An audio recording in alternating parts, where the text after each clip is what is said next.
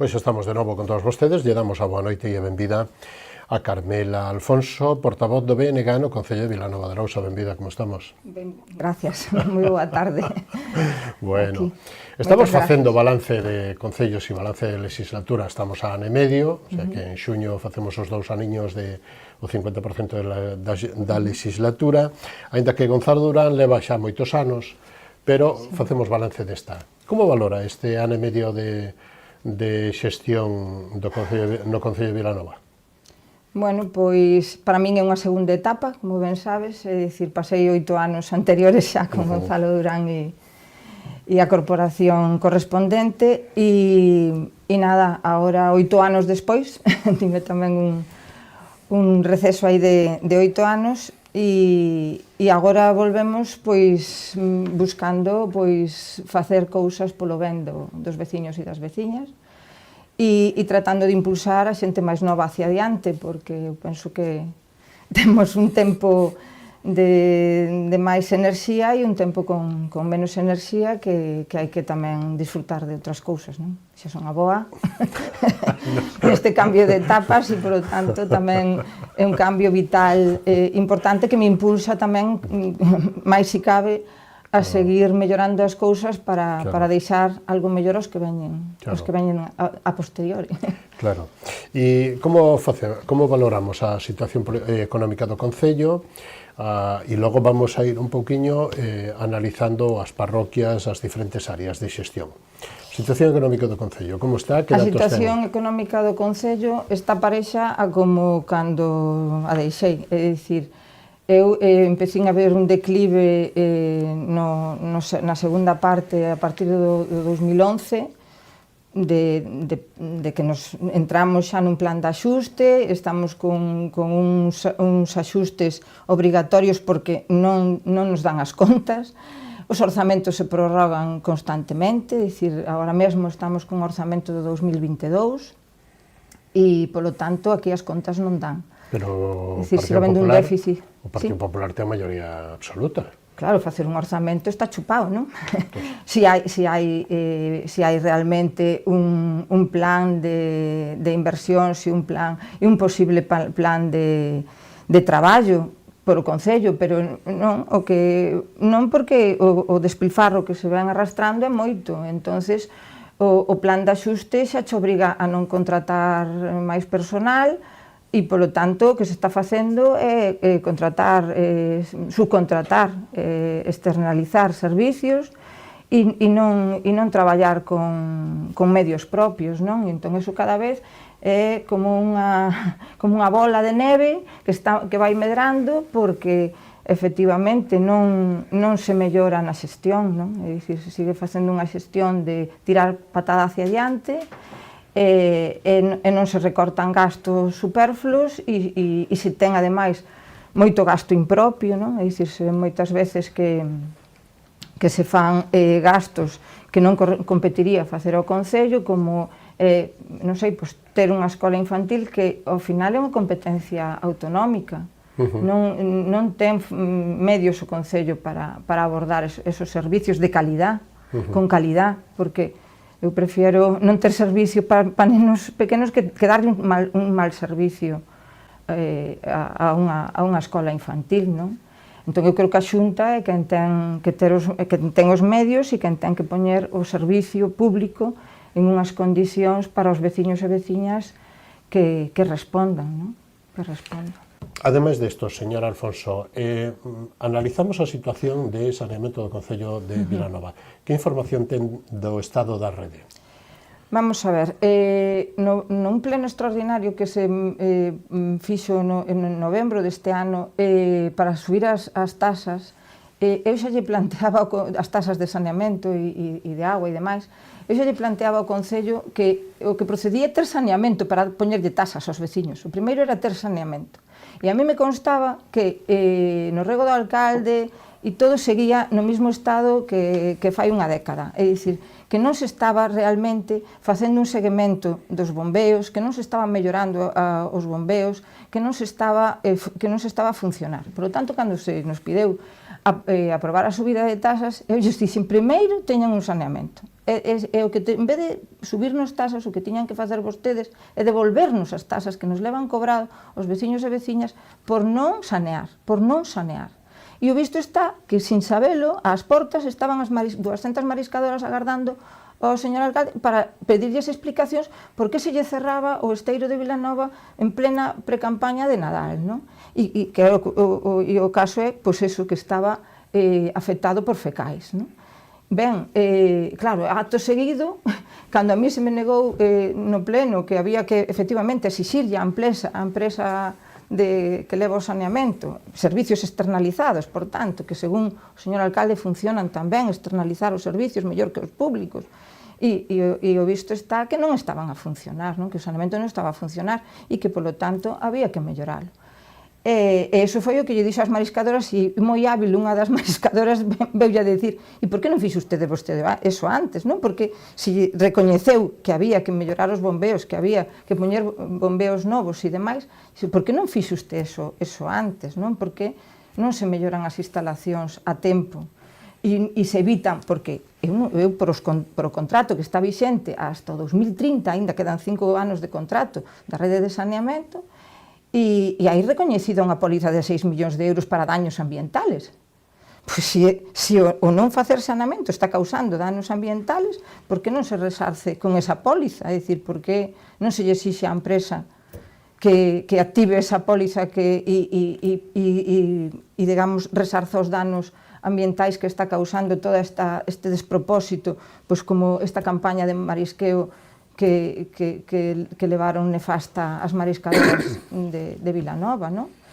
Eu hai outra cousa que digo tamén que hai que facer máis ao lado do saneamento, non? Que nos levamos unha moción xa novembro do primer ano, é dicir, no ano 23, non? No novembro do ano 23, xa por empezar por as propostas que somos o único grupo que leva pleno a pleno sempre unha proposta con ánimo construtivo, con ánimo de aportar iniciativas e que se fale delas e a debate, non?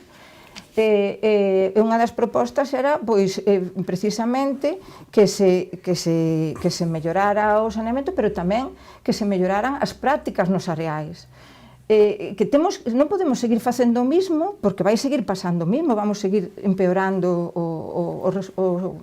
o estado da ría, non?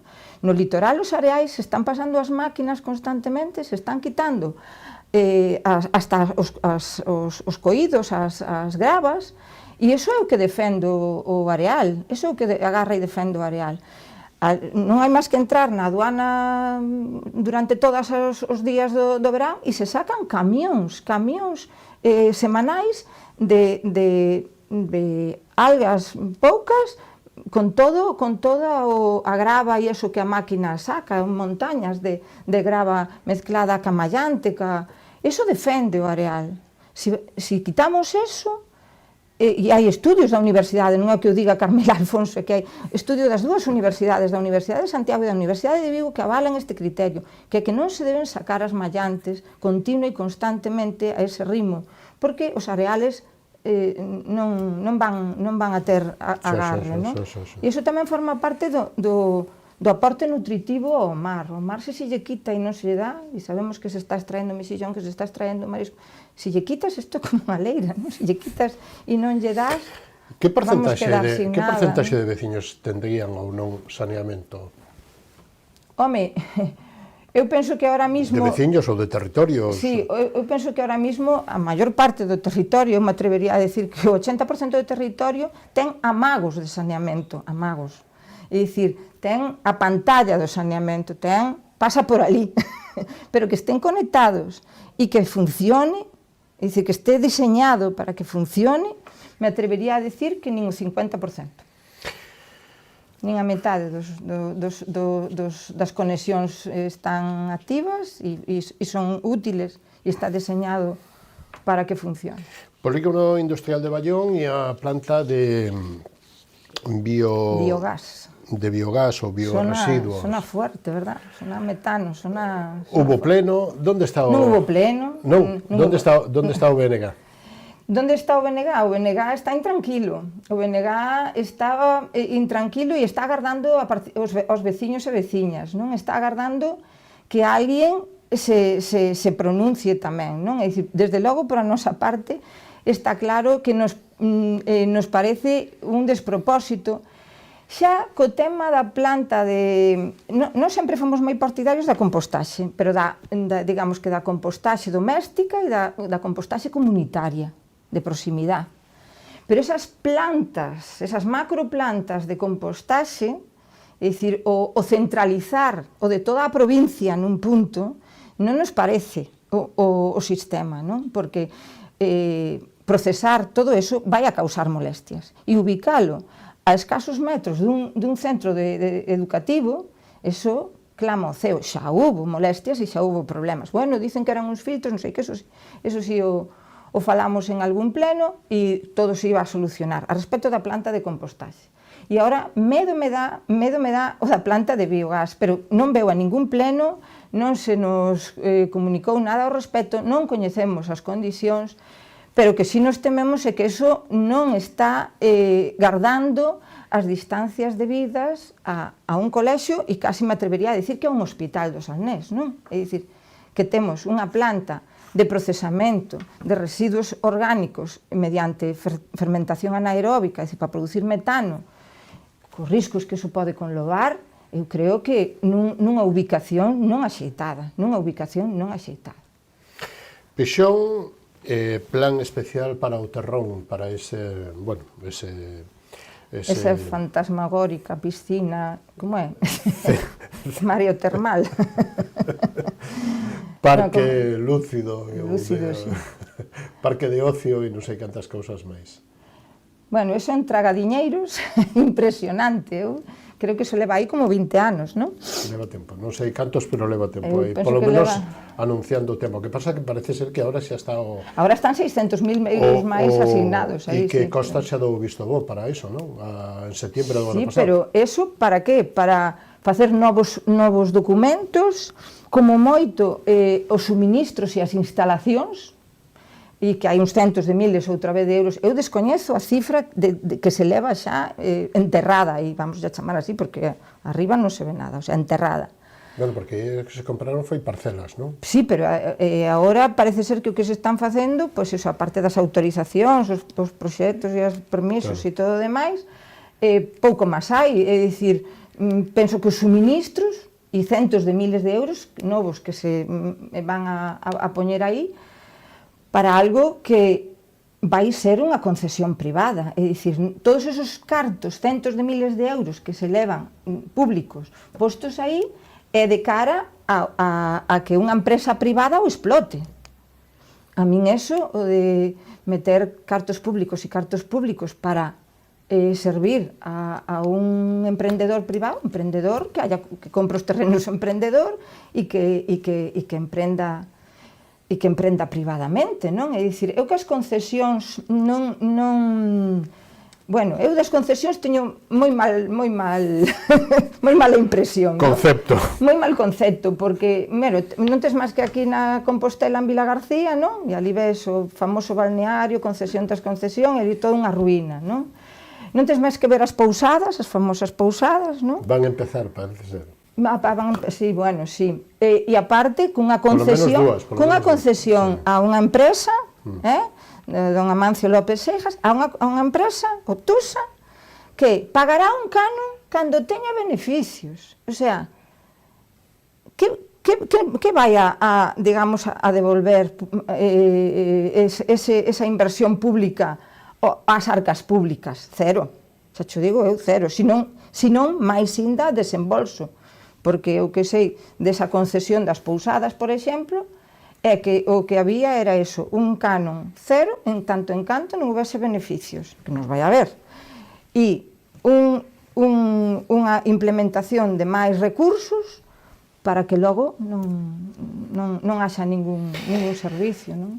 Centro Comercial de Deiro, parece ser que empezaron a finales ou no outono, empezaron as obras de acceso, e non sei como vai eso, non sei cal é a posición, que información ten o BNG, que información ten? E non sei se tú recordas, pero eu recordome aquí, eu e ti no 2011, en vísperas electorales, eu viña de traballar como hoxe, e me enseñas un monitor onde hai unha cola de xente, a chuvia, en pleno mes de febreiro, en vísperas da campaña electoral, para entregar o currículum. Para entregar o currículum, e a miña, e dicesme, cal era a opinión, e eu che respondín estupefacta, o sea, asombrada, e lle digo, indecencia, eso que é unha indecencia, é dicir, e dixenche, ainda están os pinos en riba da terra, ainda están os pinos en riba da terra. Bueno, hoxe o que sei é que os propietarios, unha boa parte deles, siguen sin cobrar os seus terrenos. É dicir, siguen sin... Teñen uns terrenos vendidos, pero todavía non cobraron. Pero todavía non cobraron, o cual me sigue parecendo unha doble indecencia, non? 14 anos despois, estamos falando 14 anos despois, Antonio, 14 anos despois, os teus bens, o teu patrimonio heredado, porque xa os propietarios, moitos deles xa falleceron, e hoxe os herdeiros desos titulares desas parcelas ainda non recibiron a súa herdanza. E máis, algúns fixeron plantacións e xa non saben se esas plantacións agora as perden outra vez e... Vamos, que están vindo aos plenos en plan protesta e o que se lle responde é hai que mirar ben o que se firma. Esa agora non son xa a entrega de currículos, agora é vos firmáchedes, agora vos sabredes, ala vos entendades con ese desenrolos Vilanova, que eu chamolle subdesenrolo Vilanova. Porque é un subdesenrolo, terá xente hipotecada cunhas propiedades e unhas terras das que non pode dispoñer durante 14 anos. Que se come moito durante 14 anos. Vostede levou unha moción alá por setembro, non? Do ano pasado ao pleno para que se frene ou se corrixan o tema de plantacións principalmente de viño, de viñedos en zonas forestais, non? Ou en terreos que foron no seu día forestais ou que tiñan tal. Como foi o pleno que se acordou e que isto que supondría para a comarca? Porque, lóxicamente, non só afecta ao Concello de Vilanova. Sí, isto enlaza moi ben co que vimos de recalificación de terrenos, non? É dicir, os terrenos agrarios de San Miguel, dese famoso centro comercial de San Miguel, tamén eran terrenos agrarios recalificados agora para usos comerciales, non? Claro, así calquera. Compras e pagas agrario e logo tes outro valor, non? Nesos terrenos. Ben, no tema dos terrenos forestais tamén está a pasar un pouco mismo, non? Grandes empresas veñen e adquiren terrenos forestais que se lle recalifican, se cambian de uso para viñedo. Co cual tamén estamos perdendo unha cantidad de superficie forestal de protección de vertentes a manantiales, a ríos e demais, co correspondente daño ambiental, non?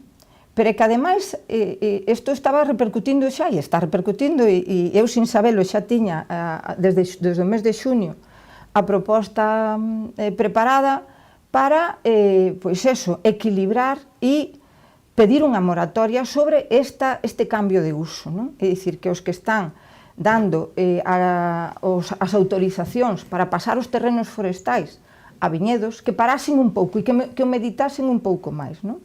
Porque, o sector iba a estoupar, é dicir, eu visto está, as bodegas en setembro, eu son unha pequena viticultora de nada do que herdei de creo que apenas 4.000 metros cuadrados, quero dicir que... Pero como pequena viticultora, pois tamén falo con moitos pequenos viticultores, que somos os viticultores tradicionais, non? Os que traballamos e tal, e eu lle digo, isto non vai durar, isto dos precios que tuvemos estos anos atrás, isto non vai durar, porque están as grandes empresas, e vindo empresas de fora a comprar e a plantar e a comprar, e isto vai estalar, e así foi. É dicir, chegamos en setembro e xa nos plantean non vou dicir a mitad do precio, pero prácticamente. As bodegas empezaron a dicirnos que xa non, digo Diego, que o que tiñamos pactado o ano anterior non ten nada que ver co que vamos a pactar este ano, habendo unha colleita bastante normaliña tirando a floxa, non? Entón, eu xa mo tiña planteado de antes por outras cuestións. Había pasado aquele episodio da corta de cepas en Barro. Hai xente enfadada porque que chegan os sulfatos a todas as casas, a todas as... E está o viñedo pois invadindo o todo. Eu concretamente vou todos os días para Pontevedra a traballar polo Mosteiro e eu vía desaparecer ante os meus ollos. Eu vou polo Mosteiro non porque me sea moito máis corto ni moito máis tarde que ir por outra carretera. Por a paisaxe, porque ainda tiña uns tramos de oxígeno, de respirar e de pararme e relaxarme entre traballar e chegar á casa, non? Pero vía desaparecer, non? Fui unha oficina agraria e ali co técnico ver no Google Earth deste de mapas, ver como as visualizacións de 5 anos e agora do territorio era pois eso, que se che poñen os pelos como escarpias, non? É dicir, que está desaparecendo a floresta toda. Por tanto, nos están desaparecendo os pulmóns, é dicir, a depuración, os filtros. Vostede argumentaba, sí. E parte do argumento, por unha cuestión de tempo, de que as enfermedades que, se temos un monocultivo, as enfermedades ou as plagas son máis complexas. E eso, digamos, que tamén vai dentro do fondo de esta postura. Que resposta está topando? Bueno, sorprendeme, creo que o alcalde me entendeu en canto lle dixen que baixaran os precios, porque tamén é un viticultor, máis grande que min, ou que sexa, pero tamén é viticultor, e tamén lle chegou ao bolsillo. Eu xa digo, eu non empecéi por pensar no bolsillo, empecéi por pensar, por exemplo, nos manantiales. Hai plantacións hoxe feitas ao pé do río Umia, ao pé deste río que levamos aquí, que están, non digo centos de hectáreas, pero casi, e están drenando a cañón aberto directamente aguas arriba da captación de agua que vai aos depósitos de Tremoedo e que vai a todos os nosos grifos da maioría da población do Salnés. E, polo tanto, temos que pensar na saúde en primeiro lugar. Esta intensificación dun monocultivo, a parte de insalubre para o propio cultivo, é insalubre para as persoas. Entón, eu penso que a saúde é o principal. Como están atendidas as parroquias? A nivel de viais, a nivel de sendas, a nivel de servicios, colexios, metemos todo nun paquete. Instalacións deportivas, áreas recreativas, metemos todo nun paquete, señor Alfonso, porque empezamos a ir mal. As parroquias están abandonadas. Mira, eu para este pleno xa rexistrei a moción para este lunes próximo, pleno ordinario, casi diría por enésima vez, pero as escolas unitarias están abandonadas, as vivendas dos maestros están abandonadas, e están caíndo. Acaba de salir unha orden este mismo venres, e xa non é a primeira vez, nin o primeiro ano, de subvencións a fondo perdido para rehabilitar as infraestructuras municipales edificables. Estamos cun problema de vivenda para os mozos e mozas que o seu nivel adquisitivo non dá para pagar os alquileres. Vilanova está declarada zona tensionada a alquiler por as vivendas turísticas tamén, é dicir, porque os alugueres turísticos compensan máis que os alugueres para vivenda normal, e os mozos e mozas e a xente que busca unha vivenda asequible para iniciar a súa vida non a ten. E iso creo que é un compromiso que temos e o rural, por outra parte, está esmorecendo. Solo queda a xente maior e solo queda población envellecida. Entón, temos que rejuvenecer. E o Concello, eu isto xa o levin varias veces, ten infraestructuras educativas desafectadas, que son xa de titularidade municipal e que son perfectamente rehabilitables porque foron vivendas de maestros en András, en Ballón, en San Miguel, en Corón mismo, en Calé. E todo este rural, Ballón, András e o propio Tremoedo, están esmorecendo. E iso xo dicen os veciños, vamos quedando catro vellos, non? E claro, se non se lle dá unha posibilidade habitacional asequible que anime os xóvenes a irse ás parroquias, pois isto non se dinamiza, non se dinamiza. Señor Alfonso, foise o noso tempo, pero ten unha última intervención. Pues un concello dá para moito. Necesita moito, sí. Última intervención, menos dun minuto para decir o que vostede queira ou que eu non lle preguntín, ou remarcar algunha cousa ou decir algunha cousa nova do que non dixo.